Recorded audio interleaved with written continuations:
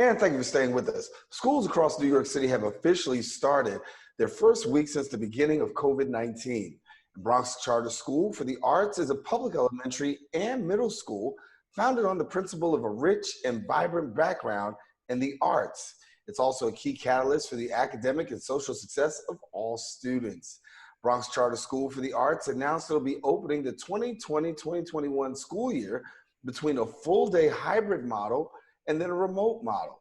What initiatives are actually being taken to ensure students are safe and educated in their return? Well, we're pleased to be joined by the Executive Director of Bronx Arts, Miriam Raccah. And Miriam, good to have you.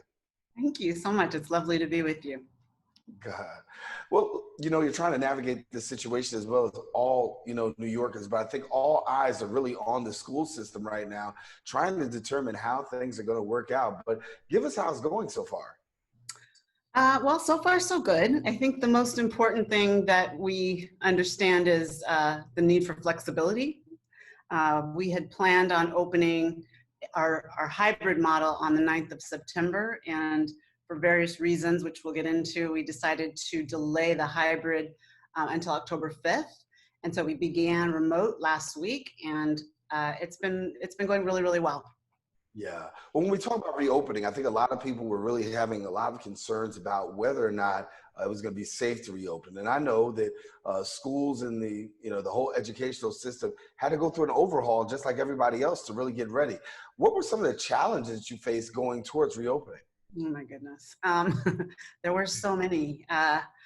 Making sure that we had the appropriate PPE for our students and our staff. Understanding what families wanted and needed. I think I should say that first, right? Like making sure that we weren't coming up with a plan that parents would then say, I'm not doing that. So we really had to be in constant communication with our families to make sure that whatever we put together was going to be something that would work for them. Then trying to figure out how we would pod children so that, we understood that from the CDC guidance, it was really best practice to have kids in small groups so that if there was a case of COVID, we could shut down a pod and not have to shut down a whole school. So We had to figure that out and understand how that would affect the way we educate kids. And then our buildings and understanding what the needs were for our buildings, one of which our elementary school is in a private space and our middle school is in a DOE space. So then understanding the difference between what we could do from a private space and then what we needed to do as we were part of the DOE in terms of space. So those were some of the challenges. You hit on something pretty key when you talked about you wanted to get the feedback from parents, because I think they, of course, were the ones who were really raising their voices about concerns as to whether or not they would see their child in a hybrid environment or whether it was going to be full, remote learning. What were some of the things that you were hearing from them? Because, we've heard some concerns, but what were you hearing as an educator from your concern? Well, Yeah, so we surveyed our parents several times, and it was sort of split in terms of who felt that they could have their kids in the building and who really felt that they needed to keep their kids at home. And then we sort of found over time that was shifting a bit and more parents wanted to keep their kids at home. And I think a lot of that had to do with cases mounting elsewhere, right, outside of New York, because New York's cases have been relatively low, but the media really focused on how throughout the country rates were really high. So if you're focusing on Texas or Florida, it'll scare you in terms of whether or not we could come to school. So those are some of the concerns. Not understanding, or not believing that children would actually keep their masks on during the day. Not really feeling that we could, not sort of understanding how it would work for kids to be in little pods and would they be in those pods all the time. And so just not really being comfortable with this new way of doing school, I think is what it sort of amounts to. Yeah. When you talk about music, dance, and the arts, I mean, those are staples in a lot of schools. But when you talk about doing it virtually, with already the present challenges that exist, how are you able to navigate those programs, the music and, the dance and the arts?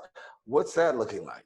Yeah, that's been actually one of the things that surprised us the most was how powerful those courses could be remotely. And I'll say that even when we get to the point where we have a hybrid model, those teachers will continue to be remote because they're the ones that have to go through the whole school, right? So if every child gets music, that teacher is going to be going through all of, interacting with each student. And that doesn't really work in a COVID moment. So, but some of the things that we've done, they do have their classes remotely. We stuck to the same schedules for the most part. Music classes have been the most beneficial in being remote because we could do one-on-one, like they've had individual music classes in the middle school for sure, where the teachers have really been able to do one-on-one instruction with kids, which has been tremendous.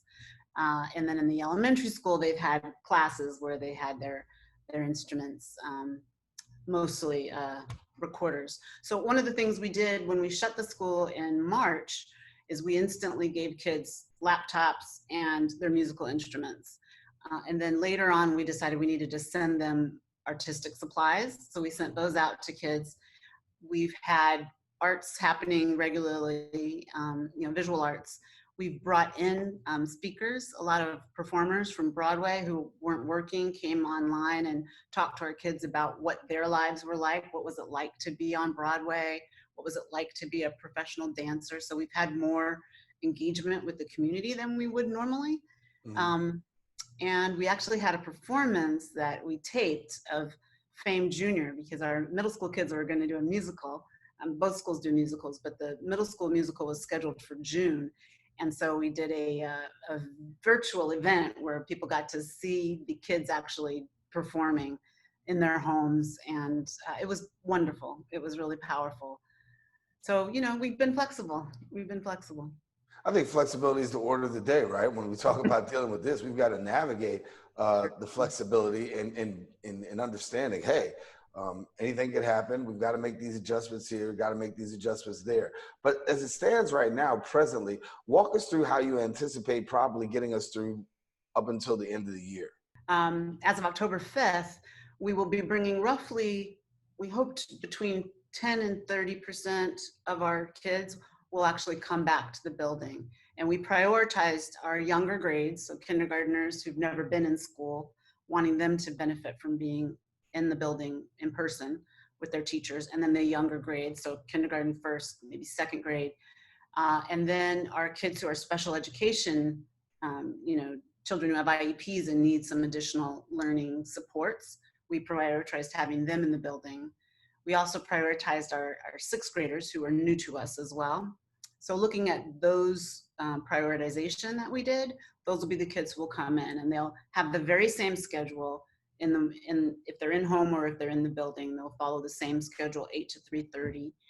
And in the middle school particularly, all learning will happen through the computer. So whether or not I'm in the building or I'm at home, I'm going to have the same teacher teaching me through the virtual means.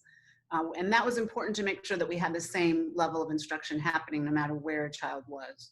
We didn't want it to be that if you either were home, you were getting different instruction, or if you were in the building, you were getting different instruction. So, and some of the elementary school classes are doing that as well. So as we talk about going forward, we know that we talked about being adjusting and making flexibilities and having those things in place.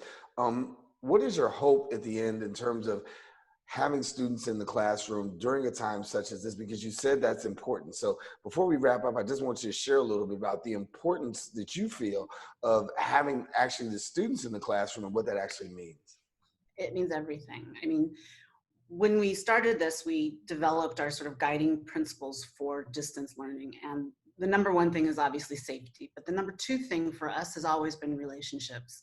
That's how we're able to educate our kids. And that's what's really special about Bronx Arts, is that kids feel known and cared for in that environment so that they can do what we need them to do academically. And so I worry tremendously about the kids that we're not going to get in the building for the rest of the school year maybe. And we're always trying to figure out ways to engage them, even though they're remote. So our middle school teachers and principal have been going to kids' homes and doing it with masks and socially distanced, but just saying, hey, here's a book, Here's a uniform. We care about you. I want you to see my face, and we'll see you online. Uh, I worry so much for kids, especially in the sort of social economic environment that our kids are in. They cannot afford to have a lost year of learning. And so that's absolutely not acceptable for us. Yeah. But getting them in the building is, it's what we hope for. Yeah. Well, Miriam, you're doing a great job. And so far, I know that you guys are tasked with a lot, but you're doing well so far. Best wishes for this upcoming school year. Thank you so much, Darren. I look forward to checking back in with you in a few months. Absolutely. We definitely want to know how things are going. All right. My pleasure. All righty. Well, listen, we want you to stay with us. We do have more open coming up next. And coming up, we're going to take you to another very special guest. Now, if you want to find out more information about Miriam and her school, don't forget to go to bronxarts.net. More open will return right after this.